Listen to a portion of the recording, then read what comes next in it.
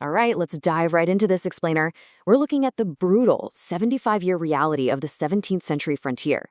But today we're not just rattling off dates on a timeline. I want you to literally step into my shoes for a bit.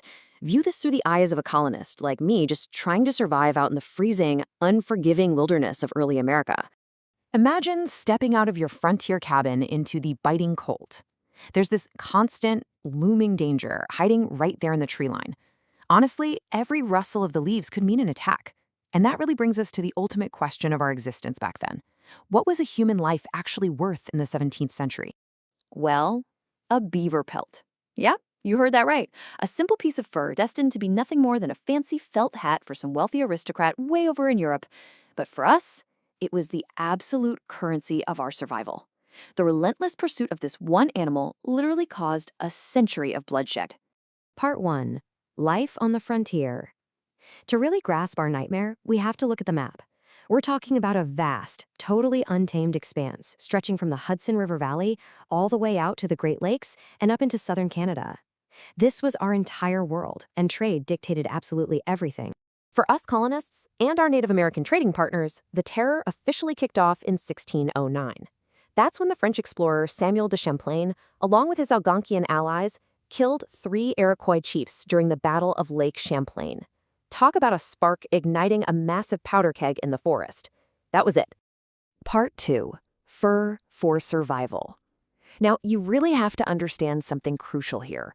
We weren't just trapping fur to get rich. We needed it to live.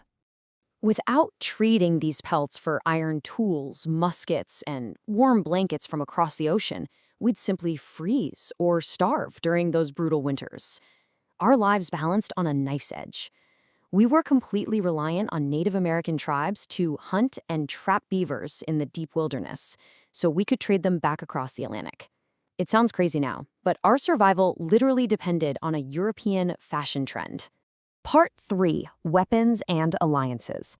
By the late 1620s, things took a really dark turn. Beavers were hunted pretty much to extinction in the St. Lawrence River Basin, and this ecological crisis forced some desperate, violent territorial expansions, pushing all of us into terrifying new alliances just to keep our lifelines flowing. So picture 2 massive, opposing trading blocs completely dividing the frontier. On one side, you've got the powerful Iroquois, aligned with the Dutch and later the English, and on our side, the Algonquin and Huron tribes trading with us, the French.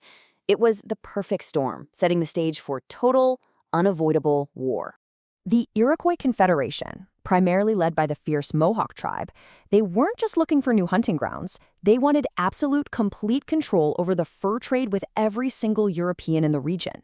Basically, they wanted a monopoly, and they were willing to eliminate anyone, native or colonist, who stood in their way. To lock down that power, the Iroquois built early relations with the Dutch through the 1613 Two-Row Treaty. They literally declared this bond would last as long as the grass is green and the rivers flow downhill. They symbolized this with a beautiful purple and white wampum belt, representing 2 vessels traveling down the river of life together, which, practically speaking, secured a steady flow of European goods for the Iroquois. But the ultimate turning point? That hit in 1628. That's when Dutch traders actually started supplying the Iroquois with firearms. Later, in 1648, they officially authorized those sales. I mean, this was a real game changer. It gave the Iroquois a devastating, deadly advantage over the French allied tribes, who were still out there fighting mostly with traditional weapons. Which brings us to Part 4, a century of fear. Armed with European muskets and aggressively expanding to find more beaver pelts, the Iroquois waged war on our frontier for roughly 75 agonizing years. They brought terrifying raids and burned crops right to our doorsteps. The fear was just a daily reality. In the settlements, we'd huddle together and share these wild stories of survival, like the legendary one from 1660. Adam Dullard grabbed a lit gunpowder keg to defend his fort against a massive Iroquois attack, but it tragically hit the wall and blew up his own defenses, killing many inside. That is the sheer level of desperation we lived with. To survive this relentless onslaught, New France finally had to bring in professional soldiers in 1665, the Carignan-Salliers Regiment. We burned Mohawk villages and crops in desperate retaliation, and eventually we realized, you know what? We have to give firearms to our own native allies if we're going to try and level the playing field. And it wasn't just soldiers fighting out there either. The frontier was so incredibly dangerous that even our children had to take up arms. In 1692, 14-year-old Marie Madeleine bravely fired cannons and muskets to defend Fort Verchères. Just think about that. A child fighting for her life, all over the control of the fur trade. Part 5, The Great Peace of 1701. So, decades passed, and the bloodshed finally reached a breaking point. As English settlers started moving further west into Iroquois territory, the whole political dynamic shifted. The Iroquois grew really concerned about this English encroachment. And we, the French colonists, seized a rare, desperate opportunity to stop the fighting. Which brings us to this staggering number. In 1701, the French and leaders from 39 distinct Indian nations gathered in a massive diplomatic effort and finally agreed to the Great Peace of Montreal, ending nearly a century of absolute terror. But the aftermath of the Beaver Wars, it completely redrew the map of colonial America. The Iroquois solidified their immense power and forged much stronger ties with the English.